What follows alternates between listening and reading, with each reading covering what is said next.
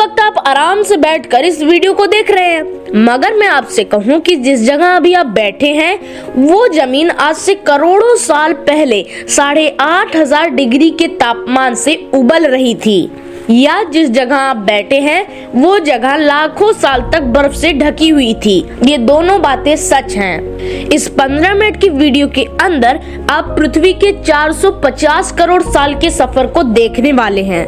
जिस जगह आज हमारा सौर मंडल है वहाँ विभिन्न प्रकार की गैस और धूल के बादल हुआ करते थे। वैज्ञानिकों के मुताबिक धूल के बादल से दूर एक तारा हुआ करता था। वक्त के साथ साथ उस तारे की ऊर्जा कम होने लगी, जिसके कारण उसके अंदर एक विशाल विस्फोट हुआ। विस्फोट की वजह से अंतरिक्ष की ये धूल एक दूसरे से दबने लगी। इस दौरान बादलों में स्थित धूल के कण दबाव और गर्मी के कारण बड़े उल्कापिंड और पत्थरों में परिवर्तित हो चुके थे, और इस दबाव की वजह से इन बादलों में स्थित रेडियो एक्टिव पदार्थ ने ग्रेविटी का निर्माण किया। इस ग्रेविटी के कारण बीच में हाइड्रोजन और हीलियम इकट्ठा होने लगी। भयानक दबाव के कारण एक विशाल विस्फोट हुआ, और इसी विस्फोट के कारण हमारे सूरज का जन्म हुआ। अंतरिक्ष में फैले एस्ट्रॉइड्स यानी कि क्षुद्र ग्रह में भारी वजन की वजह से सूरज के करीब आकर वह सूरज की परिक्रमा करने लगे। धीरे धीरे इन्हीं एस्ट्रॉइड्स में भारी टकराव हुआ, जिसके फलस्वरूप मरक्यूरी, वीनस, अर्थ और मार्स जैसे ग्रहों का निर्माण हुआ। वैज्ञानिकों के मुताबिक उस वक्त पृथ्वी और मार्स यानी मंगल ग्रह के बीच एक थिया नामक ग्रह सूरज की परिक्रमा किया करता था। पृथ्वी पर ग्रेविटी की वजह से सूरज की परिक्रमा करने वाले एस्ट्रॉइड्स अब पृथ्वी की परिक्रमा करने आ गए और धीरे धीरे करोड़ों सालों तक पृथ्वी पर गिरते रहे। और ऐसी घटना हमारी पड़ोसी ग्रह थिया पर भी हो रही थी, जिसके कारण थिया पृथ्वी के और करीब आने लगा और पृथ्वी के करीब आकर पृथ्वी से टकरा गया।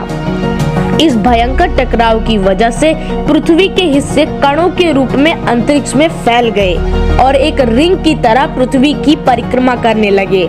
इन्हीं परिक्रमा करने वाले कणों में टकराव होने के कारण हमारे चांद का निर्माण हुआ। उस वक्त पृथ्वी पर सिर्फ एक ही समुद्र हुआ करता था। वो 1900 डिग्री सेल्सियस तापमान पर उबलते हुए लावा का समुद्र था। आज हम जिन भी चीजों को अलग अलग नाम से जानते हैं, उस वक्त सब कुछ उबला करता था।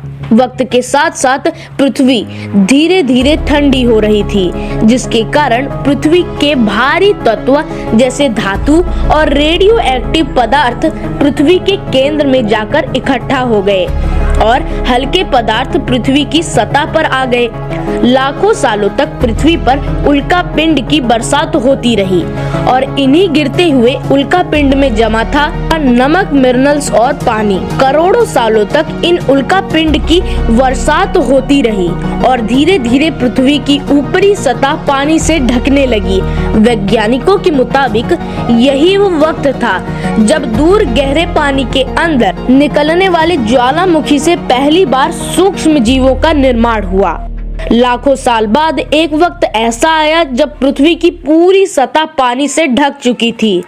हमारी पृथ्वी के सबसे अंदर का कोर रेडियो एक्टिव पदार्थ से बने होने की वजह से हरदम गर्म होता रहता है, लेकिन जब भी पृथ्वी की ऊपरी जमीन ठंडी हो जाती है तब पृथ्वी की अंदर की गर्मी बाहर नहीं निकल पाती, जिसके कारण ज्वालामुखी का निर्माण होता है। और उस वक्त कुछ ऐसा ही हो रहा था। पानी से ढकी हुई धरती पर हजारों की तादाद में ज्वालामुखी निकलने लगे और आने वाले लाखों सालों तक इन ज्वालामुखी का निकलना जारी रहा, जिससे पानी के ऊपर जमीन का निर्माण हो रहा था। इस बार भी पृथ्वी पर वातावरण न होने की वजह से पृथ्वी पर एक ऐसा वक्त आया जब पृथ्वी का वातावरण लगभग स्थिर होने लगा था। ज्वालामुखी निकलने धीरे हो गए थे और पृथ्वी का एक दिन लगभग 12 घंटों का हुआ करता था।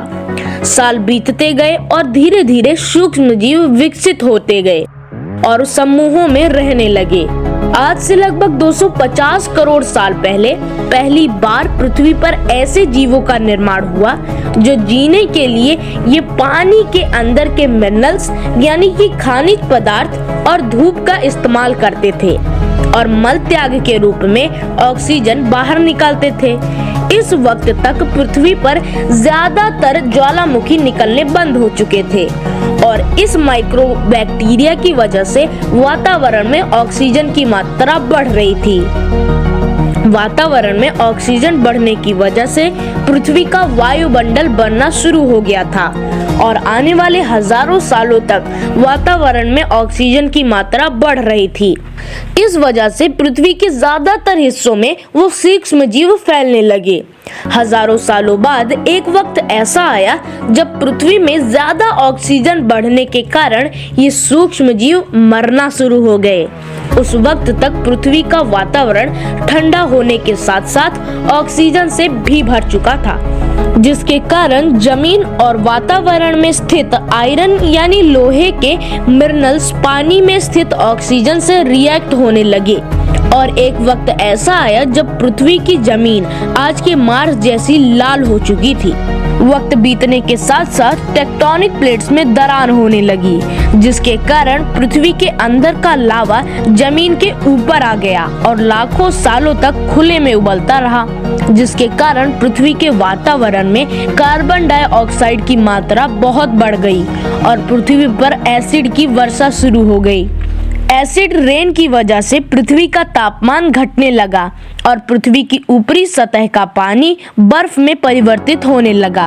पृथ्वी पर पहली बार भयंकर आइस आया।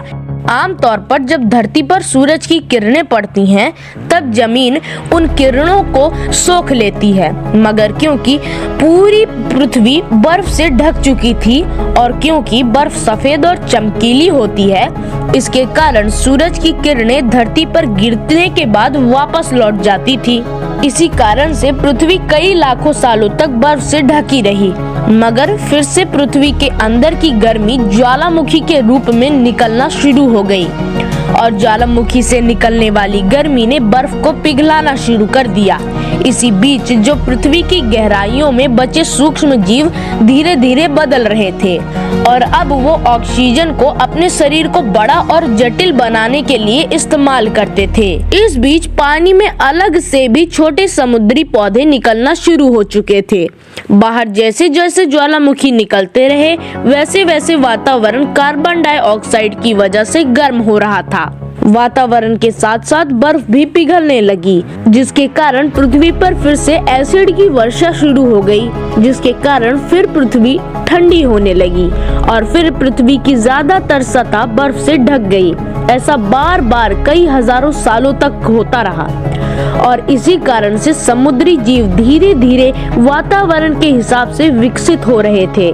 इस बीच कई सारे जीव और समुद्री जंगल भी विलुप्त हो गए, मगर जो बच गए वो धीरे धीरे पृथ्वी के बदलते तापमान के हिसाब से ढलते गए और अब हजारों साल बाद समुद्री पेड़ बर्फ की वजह से पूरी तरह से मरते या सूखते नहीं थे। अब सूक्ष्म जीव समुद्री जीव बन चुके थे। जब फिर से ज्वालामुखी ने पृथ्वी की बर्फ को पिघलाना शुरू किया, तब ये समुद्री पेड़ जल्दी से विकसित होकर फैल गए।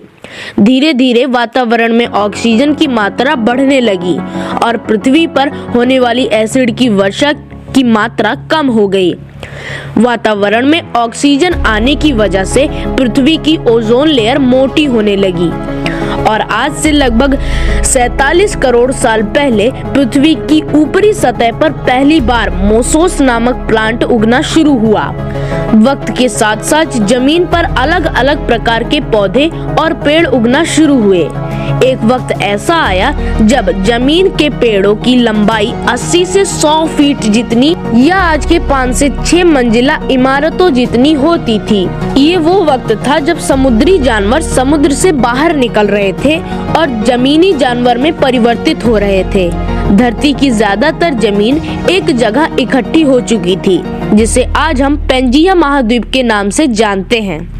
पृथ्वी का वातावरण और तापमान लगभग स्थिर हो चुका था और अब करीब 21 से 23 घंटों का दिन हुआ करता था। अब समुद्री जीव पानी से बाहर रहने लगे और वातावरण के हिसाब से उनका शरीर और रंग रूप बदल रहा था। धीरे धीरे ये जमीनी जानवर डायनासोर में परिवर्तित हो गए। जिन डायनासोर्स ने पेड़ पौधे खाना शुरू किया, उनका शरीर विशाल रूप से विकसित होने लगा।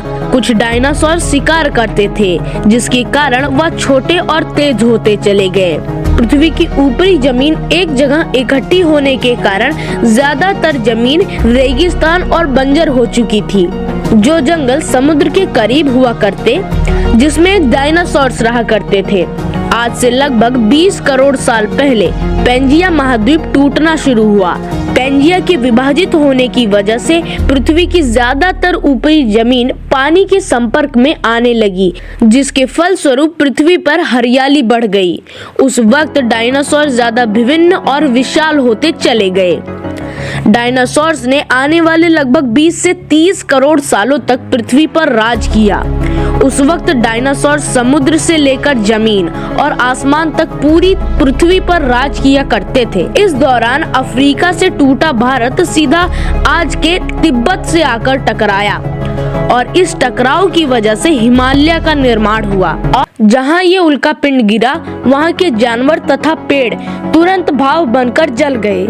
उल्कापिंड के गिरते ही पृथ्वी पर भूकंप और आग ने पृथ्वी को जलाना शुरू कर दिया। कुछ ही घंटों में पृथ्वी के वातावरण में हानिकारक गैस और धूल की वजह से पृथ्वी नर्क हो चुकी थी। डायनासोर घुटन, आग और भूखमरी के चलते विलुप्त हो चुके थे। इस वक्त हमारे पूर्वज जमीन के अंदर रहा करते थे, जिसके कारण वो इस विनाशकारी प्रलय से बच गए। पृथ्वी का वातावरण पूरी तरह से काला और अंधेरा हो चुका था, जिससे धूप भी जमीन तक नहीं पहुंच पा रही थी। पृथ्वी के पेड़ और ज्यादातर जानवर विलुप्त हो गए। वातावरण में हानिकारक गैस के कारण पृथ्वी पर फिर एसिड की वर्षा शुरू हो गई और फिर पृथ्वी ठंडी होकर बर्फ से ढक गई। लेकिन इस बार पृथ्वी लाखों सालों तक नहीं जमी रही और 80 से 90 हजार सालों में ही बर्फ पिघलना शुरू हो गई। जैसे ही पृथ्वी का वातावरण फिर से पहले जैसा होने लगा, वैसे ही ये छोटे जीव जमीन से बाहर आने शुरू हुए। उस वक्त पृथ्वी की बर्फ पिघलना शुरू ही हुई थी, जिसके कारण अफ्रीका में घने ठंडे जंगल हुआ करते थे और इसी बीच ये जमीनी जीव बंदरों में परिवर्तित हुए। मगर जैसे जैसे पृथ्वी गर्म होने लगी, वैसे वैसे अफ्रीका में ये जो जंगल थे वह सूखना शुरू हो गए। जंगल की चीजें खाने वाले बंदरों को खाने की कमी होने लगी। खाने की तलाश में इन बंदरों ने अपने पैरों पर चलना शुरू कर दिया, जिससे उन्हें दूसरे जानवरों का शिकार करने में मदद मिलती थी। धीरे धीरे बंदरों में परिवर्तन हुआ। खाने की तलाश में ये ऐसे ही पृथ्वी के दूसरे हिस्सों में फैले और धीरे धीरे उनका शरीर वहाँ के मौसम के हिसाब से ढलता चला गया। वक्त के साथ साथ हम आदिवासी बने। हमने हथियारों से लेकर आग का आविष्कार किया। हाँ, मैं उसी वक्त की बात कर रहा हूँ जब उन आदिवासियों को हंटर गैदरर कहा जाता था, यानी कि खानाबदोश। हम धीरे धीरे इंसानों के रूप में विकसित हुए। हमने धर्म से लेकर परिवार, भाषा और संस्कृति का निर्माण किया और वक्त के साथ साथ हम विकसित होते चले गए और आज हम इस पृथ्वी की सबसे विकसित प्रजाति बन चुके हैं। पृथ्वी को आज जैसा बनने में लगभग 450 करोड़ साल का वक्त लगा है और हमें एक छोटे से जमीन के अंदर रहने वाले जीव से इंसान बनने में कई लाखों सालों का समय। मगर हम इंसानों ने इन 100 सालों में ही जितना पृथ्वी को गंदा किया है और तबाह किया है, उतना किसी दूसरी प्रजाति ने नहीं किया होगा। हम फिर से धीरे धीरे पृथ्वी को गर्म कर रहे हैं, कार्बन डाइऑक्साइड की मात्रा बढ़ा रहे हैं। वैज्ञानिकों का मानना है कि पृथ्वी के वातावरण में फिर से विशालकाय परिवर्तन होगा। भविष्य में पृथ्वी कैसी होगी, जानेंगे हमारी अगली वीडियो में। ऐसे अमेजिंग वीडियोस और देखना चाहते हो तो हमारी वीडियो को लाइक और चैनल को सब्सक्राइब करना मत भूलिएगा। और मिलता हूँ मैं आपसे किसी और नए वीडियो में किसी और नए टॉपिक के साथ। तब तक के लिए बाय।